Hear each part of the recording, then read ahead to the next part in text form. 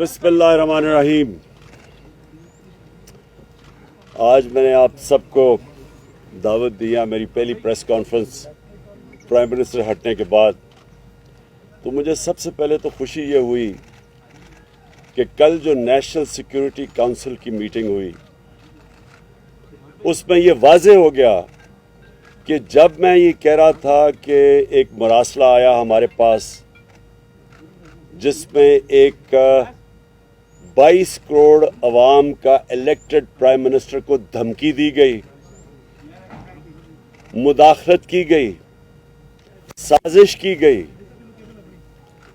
اور ہماری جمہوریت اس کے اوپر، ہماری ساورنٹی اس کے اوپر ایک بہت بڑی واردات باہر سے ہوئی. تو میں نے جب یہ کہا تو کتنے لوگوں نے، کئی صحافی تھے، ہمارے مخالف پولیٹیشنز، سب نے کہا کہ نہیں جی یہ فیک ہے، یہ ٹھیک نہیں ہے، یہ جھوٹ ہے. تو آج آپ سب یہاں آئے ہیں اور میں سب کے سامنے پھر کہنا چاہتا ہوں کہ اللہ الحق ہے، سچ کا خدا ہے، اس کا وعدہ ہے کہ تھوڑی دیر لگے گی لیکن سچ ہمیشہ لوگوں کے سامنے آتا ہے. تو نیشنل سیکیورٹی کونسل کی میٹنگ نے کنفرم کیا کہ وہ مراسلہ جینوئن تھا. وہ پاکستان کے ایمبیسڈر سے جو گفتگو کی گئی، امریکہ کے وہ جو ڈونلڈ لو تھا ان کا انڈر سیکرٹری آف اسٹیٹ، وہ حقیقت تھی. اس کے اندر جو زبان استعمال کی گئی، اس نے جو لفظ آیا ان ڈپلومیٹک، میں اس سے آگے بات کروں گا، تکبر تھا اس میں. یہ جو بائیڈن ایڈمنسٹریشن کے آفیشل نے جس تکبر کی زبان استعمال کرتے ہوئے کہا کہ جناب اگر آپ عمران خان کو پرائم منسٹرشپ سے ہٹائیں گے نہیں نو کانفیڈنس کی ووٹ کے ذریعے، اور ابھی یہ یاد رکھیں کہ نو کانفیڈنس کی ووٹ جو ٹیبل نہیں ہوئی تھی نو کانفیڈنس اسمبلی میں، اس سے پہلے یہ میٹنگ ہوئی ہے. اور اس نے دھمکی دی کہ عمران خان کو اگر آپ نہیں ہٹائیں گے تو پاکستان کے لیے آئسولیشن ہوگی، عمران خان کو آئسولیٹ کریں گے، ملک کے لیے مشکلات آئیں گی. اور اگر پھر یہ دوسری چیز کہ اگر آپ عمران خان کو ہٹا دیتے ہیں تو معاف کر دیا جائے گا. انہوں نے یہ نہیں کہا کہ اچھا ہاں جو نیا آئے گا پھر ہم اس کی کارکردگی دیکھیں گے اور پھر ہم فیصلہ کریں گے کہ پاکستان کے ساتھ ہم چلیں گے. نہیں، اس کو پتا تھا کس نے آنا ہے. یہاں سے سازش کا پتہ چلتا ہے کہ عمران خان کو ہٹاؤ اور پھر پاکستان کو معاف کر دیا جائے گا. اور پھر جس طرح کی پھر کارروائی ہوئی، اس کے بعد جیسے ہی اس نے یہ میٹنگ ہوئی ہمارے ایمبیسڈر سے ڈونلڈ لو کی، اگلے دن نو کانفیڈنس موشن ٹیبل ہوتی ہے. یہ سب چیزیں کنفرمڈ ہیں. کل نیشنل سیکیورٹی کونسل کی میٹنگ میں یہ ساری چیزیں واضح ہیں کیونکہ ڈیٹ لکھی ہوئی ہے مراسلے کی کہ کب تھی. ہم سب کو پتہ ہے کہ نو کانفیڈنس کس دن ٹیبل ہوا. اس کے بعد ہم تماشا دیکھتے ہیں کہ ہمارے ایلائز بھی ایک دم بولنا شروع کر دیتے ہیں اور جو ہمارے ایم این ایز ہیں ان کو بھی یاد آ جاتا ہے ایک دم کہ جناب حکومت حالات اچھے نہیں ہیں. تو میں آج یہ بھی پہلے واضح کرنا چاہتا ہوں کہ پاکستان کے جو حالات تھے معاشی، جب یہ نو کانفیڈنس موشن جو ٹیبل کی گئی ہے، 11 سال میں سب سے کم پاکستان کا کرنٹ اکاؤنٹ ڈیفیسٹ تھا. یعنی جس کی وجہ سے ہم آئی ایم ایف کے پاس جاتے ہیں، میں اپنی قوم کو سمجھانا چاہتا ہوں، مسئلہ یہ ہوتا ہے کہ ڈالرز کی کمی ہو جاتی ہے پاکستان میں. جب ڈالرز کی کمی ہوتی ہے، روپے پہ پریشر پڑتا ہے، روپے گرنا شروع ہو جاتا ہے. اس لیے آئی ایم ایف سے ہم ڈالرز لینے جاتے ہیں. تو جس میں ڈالرز کے ملک میں آنا اور ملک سے جب باہر جانا ڈالرز ہے، جس پہ سب سے کم خسارہ تھا وہ اب تھا. 11 سال کے بعد سب سے کم خسارہ تھا. ایکسپورٹس ریکارڈ، تاریخ میں سب سے زیادہ ایکسپورٹس، باہر سے اوورسیز پاکستان نے ریکارڈ ریمیٹنسز سب سے زیادہ. ہماری ٹیکس کلیکشن یعنی ملک کی جو آمدنی بڑھ رہی تھی لوگوں پہ خرچ کرنے کی وہ تاریخی سب سے زیادہ. 5 ہماری فصلیں کیونکہ 60% لوگ کسان ہیں, سب سے تاریخی سب سے زیادہ پیداوار. اس کے علاوہ ان کو قیمتیں بھی سب سے زیادہ ملی, یعنی خوشحالی بھی دیہات میں سب سے زیادہ آئی. اور اس کے علاوہ انڈسٹریل پروڈکشن دیکھیں, جب ایک قوم کی جب اس کی دولت میں اضافہ ہوتا ہے, جب اس کی انڈسٹری بڑھتی ہے, تو انڈسٹریل پروڈکشن ہماری ٹیکسٹائل ایکسپورٹس ریکارڈ کے اوپر, اس وقت کے اوپر یہ ہمارے خلاف سازش کی گئی. اور تب سے اب تک دیکھ لیں کہ ریزرو بھی نیچے جا رہے ہیں, روپے کے اوپر بھی پریشر پڑا ہوا ہے, ایک پورا ملک میں افراتفری کا ماحول بن گیا ہے جس سے اکانومی افیکٹ ہوتی ہے. تو تب ہمارے جناب ہمارے جو ایلائز تھے ان کو بھی یاد آ گیا کہ حالات اچھے نہیں ہیں جی, حکومت سے وہ خوش نہیں ہیں. اور ہمارے یہ جو لوگ جنہوں نے ہمیں چھوڑا, یہ بھی انہوں نے بھی اکٹھے کرنے شروع کر دیے سندھ ہاؤس کے اندر. تو میں جو آج چاہتا ہوں کہ اب تو یہ واضح ہو گیا نا کہ جو میں کہہ رہا تھا وہ سچ ہے. اب نیشنل سیکیورٹی کونسل نے کنفرم کر دیا کہ جو میں نے میٹنگ کروائی تھی میری سربراہی میں, اس کے وہ ٹھیک اس کے منٹس تھے, یعنی اس میں جو انہوں نے کہا تھا کہ فوراً بیرونی مداخلت ہوئی ہے وہ ٹھیک ہوئی ہے. یہ بھی کنفرم ہو گیا. یہ بھی کنفرم ہو گیا کہ جب ہم نے ان سب کو بلایا تھا نیشنل سیکیورٹی کونسل کی میٹنگ کے بعد کہ پولیٹیکل ہیڈز آ کے ملے, ہمارے ایلائز آ کے ملے, کیونکہ مجھے پتا تھا کہ زیادہ تر لوگوں کو سمجھ نہیں ہے, انجانے میں سازش کا حصہ بنے ہوئے تھے. لیکن مجھے اتنا بھی پتا تھا کہ لندن میں بیٹھ کے اس نے پوری سازشیں کی بیرون ملک کے ساتھ, اور یہاں جو چھوٹا بھائی تھا وہ پوری طرح ملوث تھا اور زرداری پورا ملا ہوا تھا, کیونکہ وہ سازش باہر کی کبھی کامیاب ہو ہی نہیں سکتی جب تک آپ کو اندر میر جعفر اور میر صادق نہ ملیں. یہ ملے ہوئے تھے ساتھ. تو جب ہم نے جو پارلیمنٹ کی نیشنل سیکیورٹی کمیٹی کی میٹنگ بلائی تو انہوں نے بوائیکاٹ کر دیا, کیونکہ شہباز شریف کو پتا تھا کہ مراسلہ جینوئن ہے, کیونکہ یہ تو بڑی دیر سے ان سے ملاقاتیں کر رہے تھے. تو میں یہ آج چاہتا ہوں کہ سپریم کورٹ کو کہ آپ نے جس وجہ سے ڈپٹی اسپیکر قومی اسمبلی نے جو اس نے اس کو ایکسیپٹ نہیں کیا تھا ان کو, اور اس نے کہا تھا کہ مداخلت ہوئی ہے, اور اسے اپنے اوتھ کے اوپر سٹینڈ لیتے ہوئے ایڈجرن کی تھی میٹنگ اسمبلی کی. میں یہ چاہتا ہوں کہ سپریم کورٹ کو اب وہ کرنا چاہیے جو تب کرنا چاہیے تھا. تب ان کو کم از کم اگر اسپیکر یہ کہہ رہا ہے کہ میری اوتھ کی خلاف ورزی, یعنی میری اوتھ کہتی ہے کہ آپ خوددار پاکستان کی خودداری کے لیے سٹینڈ کرو گے, پاکستان کی سوورنٹی کے لیے سٹینڈ کرو گے, تو وہ دونوں متاثر ہوتی تھی اس سے. تو تب ان کو سپریم کورٹ کو اس کے اوپر انویسٹیگیشن کرنی چاہیے تھی بجائے اس کی رولنگ ہٹا دینی, کیونکہ جس چیز کے اوپر رولنگ انہوں نے ہٹائی ہے وہ تو انویسٹیگیٹ کی نہیں. اور اس لیے میں اب چاہتا ہوں کہ سپریم کورٹ کے اندر اوپن ہیئرنگ ہو اس کے اوپر. ہم کوئی کیمرہ ہیئرنگ نہیں مانگتے, ہم اوپن ہیئرنگ مانگتے ہیں, کیونکہ یہ اتنی بڑی واردات ہوئی ہے ایک ملک کی سوورنٹی کے خلاف, ہماری آزادی کے خلاف. یہ اتنی بڑی واردات کی گئی ہے جو کہ ان کی حکومت نے بھی اب ثابت کر دیا. تو اس کے اوپر اس لیے میں آج اپنے سپریم کورٹ کو کہتا ہوں کہ آپ کی اوپن اس کی ہیئرنگ کریں. اور میں اس لیے کہتا ہوں کہ اگر آپ نے یہ نہ کی, کوئی پاکستان کا پرائم منسٹر دھمکیوں کے سامنے کھڑا نہیں ہوگا, کوئی ہمارا پرائم منسٹر یہ نہیں ہوگا کہ اپنے ملک کی مفادات کے لیے بیرونی جب دباؤ آئے گا وہ ہاتھ کھڑے کر دے گا.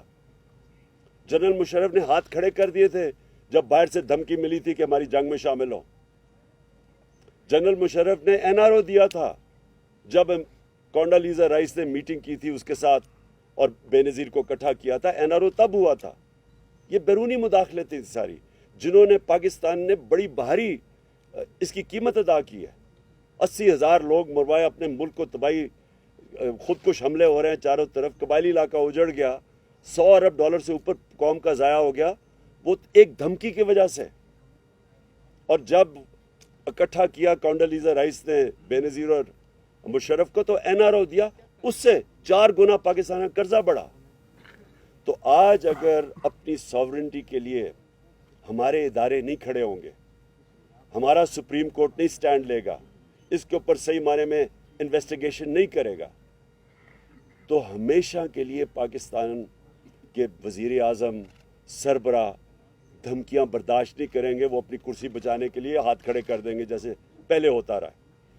تو میں دوسری چیز یہ چاہتا ہوں کہ جب سپریم کورٹ اس کو انویسٹیگیٹ کرے گی، تو یہ جب انویسٹیگیشن ہوگی تو پتہ چلے گا کہ جو سفارت خانے تھے، یہ بیرون ملک سفارت خانے، کون کون لوگ ادھر زیادہ جانا شروع ہو گئے، کون سے اپوزیشن لیڈر سے انہوں نے زیادہ ملاقاتیں کی، اور سفارت خانوں کا کیا کام تھا ان لوگوں کو بلانا جو وہ سمجھتے تھے کہ تحریک انصاف میں خوش نہیں ہیں، ان کو بلانا شروع کر دیا، جنہوں نے سب سے پہلے جو اپنے ضمیر بیچے اور جو لوٹا ہوئے، ان کو پہلے سے بنانا شروع کر دیا تھا سفارت خانوں میں۔ یہ انویسٹیگیٹ ہونا چاہیے۔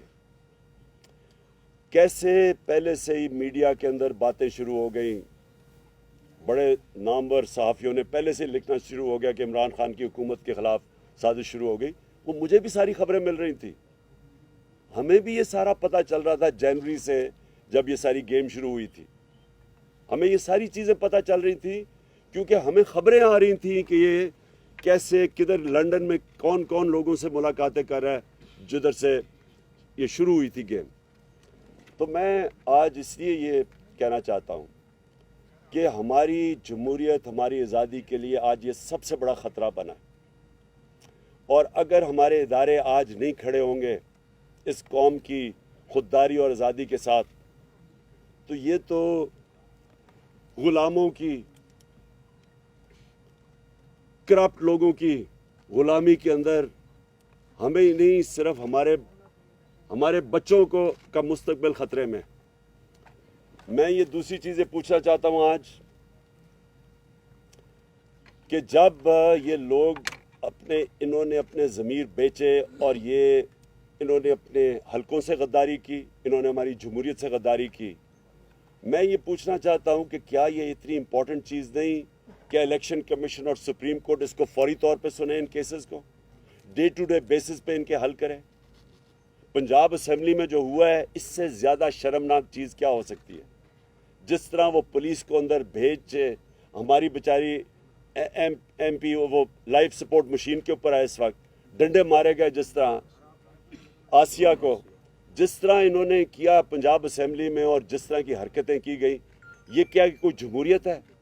اور پھر جن لوگوں نے اپنے آپ کو بیچا، کیا ہم اپنی ساری قوم کے سامنے اجازت دیں گے اس طرح کی چیز کو کہ کسی مغربی جمہوریت یا برطانیہ کی جمہوریت جدھر سے ہم نے یہ ماڈل لیا ہے، کبھی سنا ہے اس طرح کی کہ لوگ کمروں میں بند کر کے بکریوں کی طرح اور ان کو خرید رہے ہیں؟ کبھی یہاں کہیں ہوا ہے؟ تو میں حیران ہوں کہ ہمارا نہ سپریم کورٹ کے اندر یہ وہ ارجنسی ہے، نہ وہ الیکشن کمیشن کے اندر ہے۔ اور الیکشن کمیشن کا تو میں یہ واضح کر دوں آج کہ الیکشن کمشنر کو ریزائن کرنا چاہیے۔ دیکھیں، جب میچ کھیلا جاتا ہے تو امپائر کے اندر دونوں ٹیموں کو ماننا چاہیے کہ یہ امپائر ٹھیک ہے۔ جب ایک جج کیس سنتا ہے تو اگر ایک پارٹی یہ سمجھے کہ جج کے اوپر اس کو اعتماد نہیں، تو وہ ریکیوز کرتا ہے اپنے آپ کو۔ جب ایک پاکستان کی سب سے بڑی پارٹی یہ کہہ رہی ہے کہ الیکشن کمشنر ایک جانبدار قسم کا آدمی ہے، جس کے اوپر ہمیں کوئی اعتماد ہی نہیں ہے، سارے فیصلے ہی ہمارے خلاف کرتا ہے، اور جب چاہتا ہے تو کسی کے اوپر ایکشن لے لیتا ہے اور جب چاہتا ہے نہیں لیتا، کیونکہ ڈپینڈ کرتا ہے کہ وہ کون سی پارٹی میں ہے۔ تو جب اس کے اوپر ہمیں اعتماد ہی نہیں ہے تو اس کو ریزائن کر دینا چاہیے، کیونکہ یہ امپائر بن ہی نہیں سکتا۔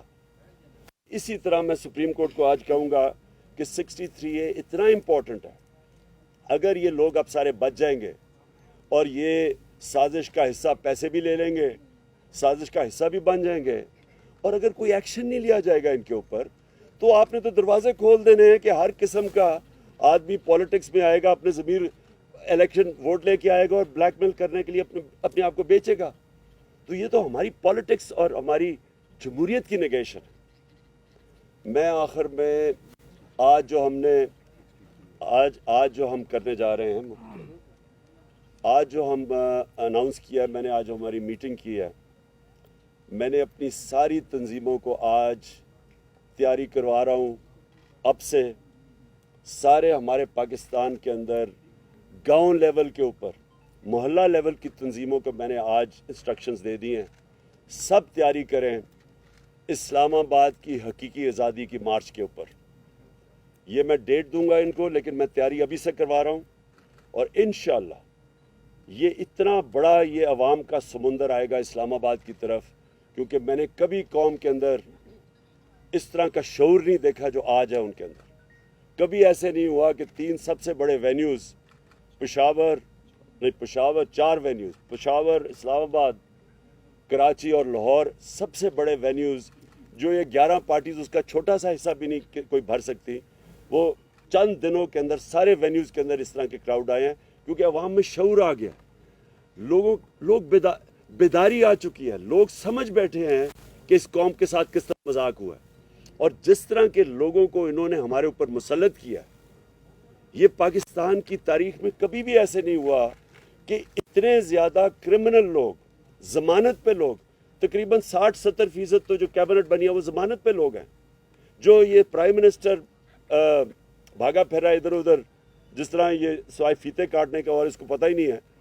اس سے سوال یہ پوچھا جائے کہ 40 ارب روپے کے آپ کے اور بچوں نے کیسز کے جواب دینے ہیں، 40 ارب روپے ایف آئی اے میں اور نیب میں کیسز ہیں اس کے۔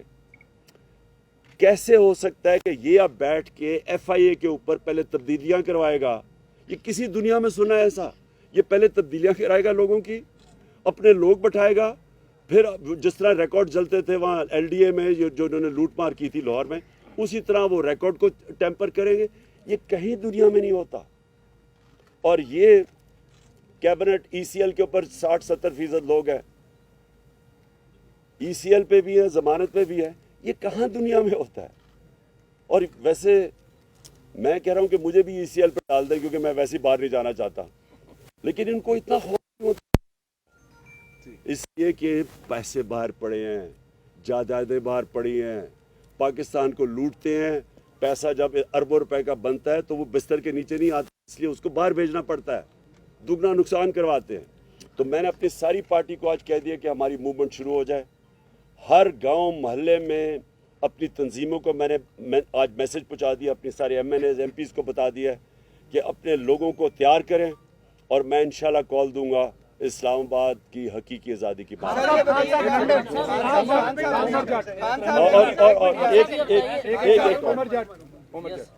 چلو پہلے یہ بتائیے گا، جن عدالتوں نے رات کو 12 بجے اس ڈر سے عدالتیں کھولی کہ آپ کوئی آئین کی خلاف ورزی کرنے جا رہے ہیں، جن عدالتوں نے 68A کی آپ کی پٹیشن جو ہے اس کو عید کے بعد ڈیفر کیا، اور حمزہ شہباز کی جو بطور وزیر اعلیٰ بننے کی پٹیشن تھی اس کو فوری طور پر نمٹایا، ان عدالتوں سے آپ دوبارہ جوڈیشل انکوائری کی درخواست کر رہے ہیں، تو کیا ان کے فیصلوں کو آپ مانیں گے؟ اچھا، میں ایک اور چیز بتا دوں کہ 27ویں رات کو انشاءاللہ ہم شب دعا کر رہے ہیں، اس رات کو ہم سب دعا کریں گے، سارے ہمارے جدھر بھی، میں پاکستانیوں کو کہہ رہا ہوں، میں صرف اپنی پارٹی کو نہیں، لوگوں کو کہہ رہا، اور اس لیے ہم کریں گے کہ یہ حقیقی آزادی کی جو ہماری مارچ ہے اس کو اللہ کامیاب کرے۔ میں جو آپ کا سوال ہے، دیکھیں ہمیں اپنی عدالتوں کو اور اپنی عدلیہ کو مضبوط کرنا چاہیے، ہمیں ان کے اندر کانفیڈنس رکھنا چاہیے۔ عوام جو ہوتی ہے، عوام بھی ایک بہت بڑا پریشر ہوتا ہے امر بالمعروف کا، عوام بھی کہتی ہے سب کو کہ سیدھے اچھائی کے ساتھ کھڑے ہو، برائی کے خلاف کھڑے ہو۔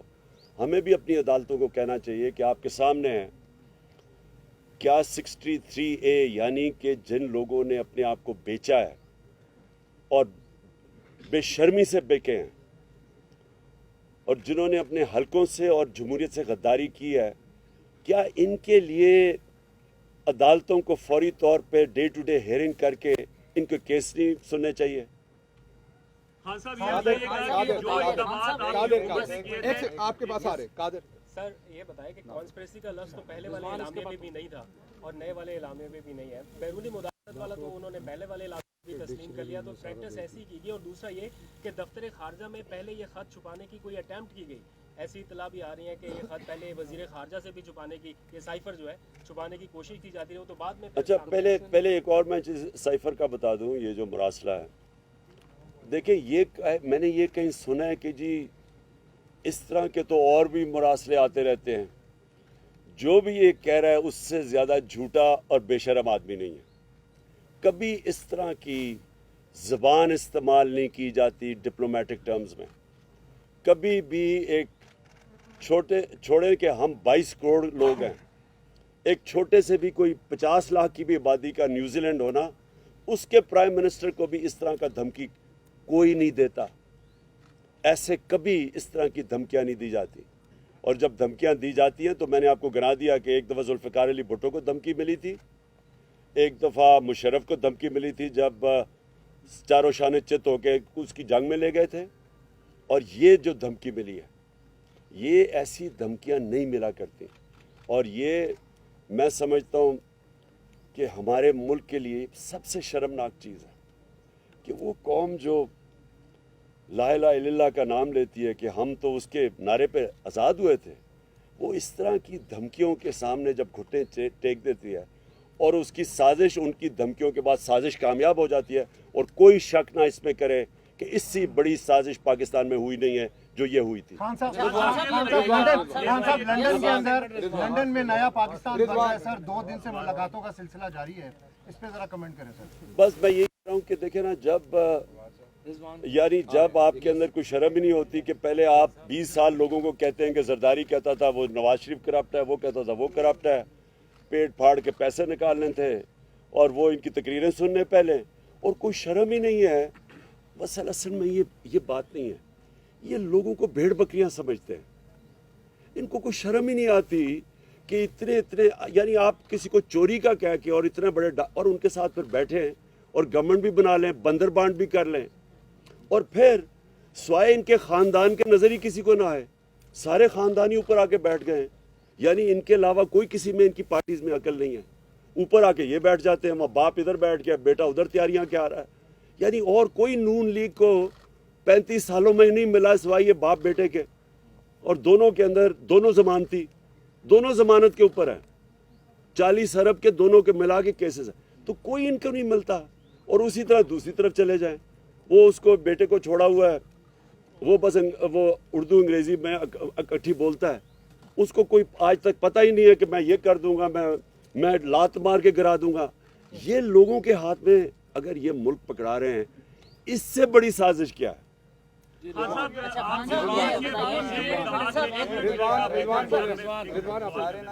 آپ کی حکومت کے بہت سارے ایسے اقدامات تھے جو موجودہ حکومت ریورس کرنے جا رہی ہے, اس میں اوورسیز پاکستانیوں کا ووٹ, EVM مشین.